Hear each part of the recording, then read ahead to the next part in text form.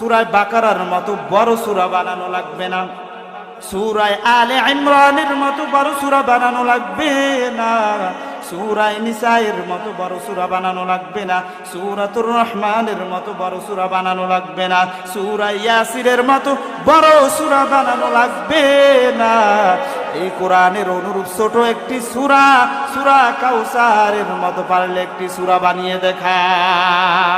কিয়ামত হয়ে যাবে, কিন্তু এই কোরআনের অনুরূপ ছোট একটি সূরা কেউ বানাইতে পারবে না। চিল্লায় বলুন ঠিক কিনা?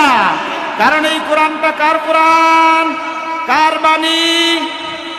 শুধু তাই নয়, আল্লাহ পাক রব্বুল আলামিন অন্য আয়াতে আরো কঠিন ভাবে চ্যালেঞ্জ করেন, কুল লা ইন ইজতামাআতিল ইনসু ওয়াল জিন্নু আলা আইয়াতু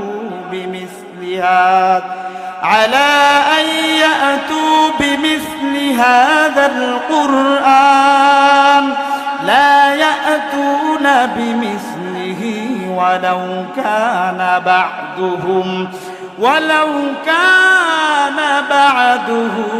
লিবা'দিন যাহিরা।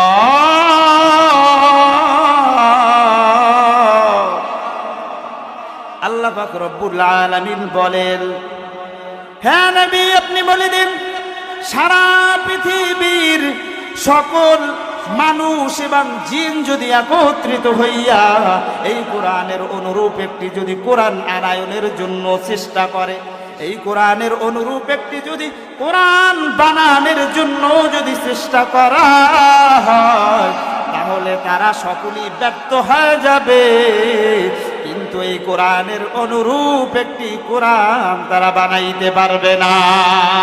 চিল্লায় বলি আল্লাহু আকবার, আর জায়গায় বলি নারায়ে তাকবীর। আল কোরআনের আলো, আল হাদিসের